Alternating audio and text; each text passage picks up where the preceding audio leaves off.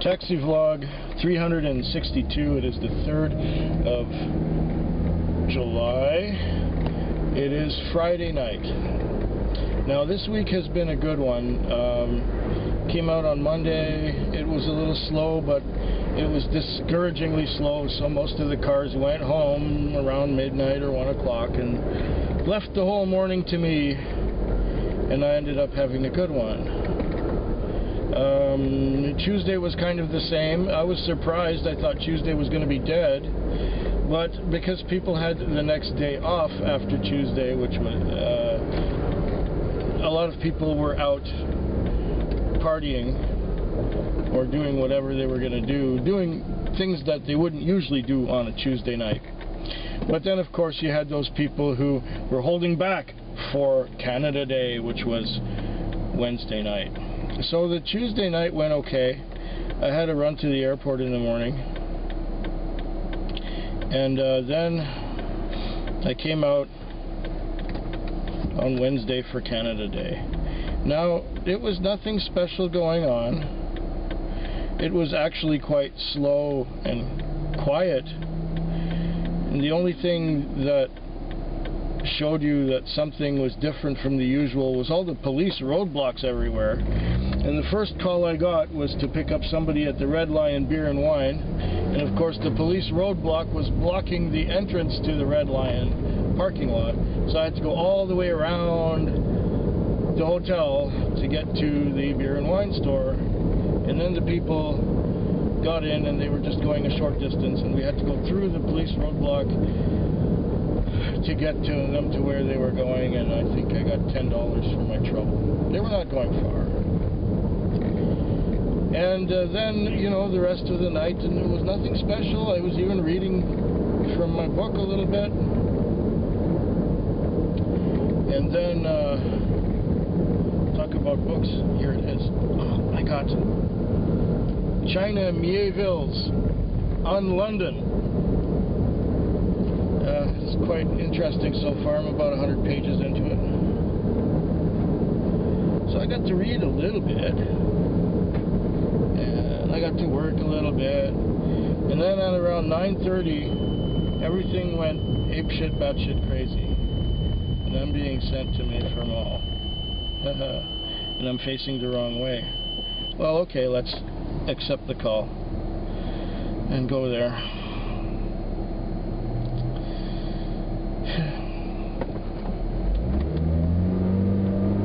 So where was I going with that? Oh yes. Then at 9:30 everything went batshit crazy, and I was busy one right after another. I would drop somebody off downtown and somebody else would be getting in, or I would be dropping somebody off somewhere and I'd get another call right away and not far away. And so I think between 9:30 and 1:30 I made about $250. Is that possible? Yeah, it's possible. It's just phenomenal volume of business in a short enough time. And then at 1:30 I thought, oh, I'm going to stop and get a coffee. So I stopped and got my coffee, and then I booked myself back on, and I got a call after a while. I think it was almost 2, and the people were not there. And I waited for another half hour for another call, and that one was also a no-show. And it was not an old call, it was pretty fresh.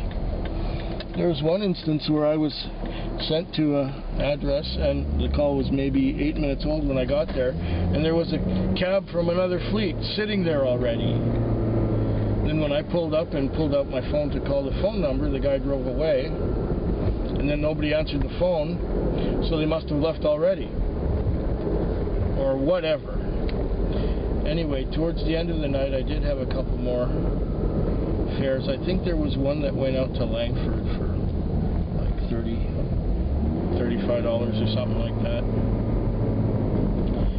And the night ended slowly. I cleaned up the car and parked it. And you know, the 4 hours that were busy, great, but the other 8 hours were nothing special. I still ended up doing okay, great for a Wednesday night, but not great for a Canada Day. For a Canada Day, it was kind of sluggish. Had Canada Day been on Friday or Saturday, well, that would have been a different story because people wouldn't have to go to work the next day, and so they wouldn't be calling it so early. At about 10:15, I was dropping a girl off right by the Blue Bridge, and when I was dropping her off, I got that's when the fireworks started, and the firework went off, boom, right above my head. And then I crossed the bridge, and all the spectators were looking out over the harbor at the fireworks, and I just drove away. Get me out of that zoo. Yes, I have the windows closed, I have a jacket on, I have air conditioning going, and it's cooling the car off a little bit, because we've got bright sunshine too. So I'll let some of the hot air out. Okay, so then last night I came out, which was the Thursday night, and it was kind of slow. It took until midnight or so to break even, and by around 2 o'clock I had maybe $50 above the break-even point. Then I had a 4 o'clock time call after waiting a while, and that one went to the airport, which was nice. And after that I got another call to pick someone up at a hotel. And I got there, and there was the guy, and he told me where he was going. And he told me that he was a bartender, and that, you know, and so on and so on, and whatever. He was going out to the Western Communities. He was going out for a $25 or so ride. And when we got there, he said, "Well, don't pull in the driveway of the complex. I'm just going to go through the path here." And oh, what's going on? Looks like police and fire and... Ew. Get me away from that. Looks like there was an accident or something stupid. For a moment there I thought I was in my own car and I had to reach on to put on the seatbelt. Anyway, the guy went out there and he said, "I'm just going to go through this path here and I'll get you your money. Here, you can have my phone." He went away for a few minutes, and he came back, and he said, "My brother didn't come home. He didn't leave the money on the table like he was supposed to, and I don't have any money. I don't have any cards because my wallet was lost in Kelowna 2 weeks ago," and blah, blah, blah, blah, blah, blah, blah, blah, blah.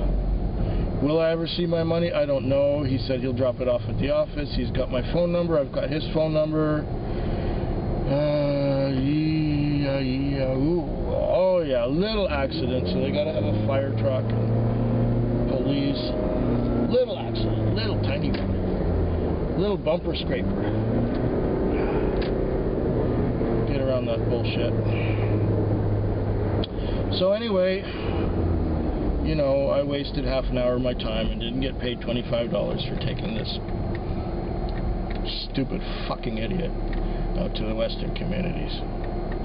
And I got back in here, and it was about 5 o'clock. I had one more call, and that one went out towards right near where I live, actually, from around here, from around Mayfair Mall. And I got that done and realized, hey, you know, still, even though I got ripped off for $25, he said, "Oh, I'll tip you, I'll give you $35. Yeah, right. Why don't you have it now? These people know they're going to rip you off, but this one was so cool. I didn't get any indication until we arrived there that something wasn't right. He was a pro. Anyway, I'm just at the place where I'm supposed to pick up a customer. Hopefully they're still there, and if I don't talk to you at the end of this shift, hope yours is better than mine.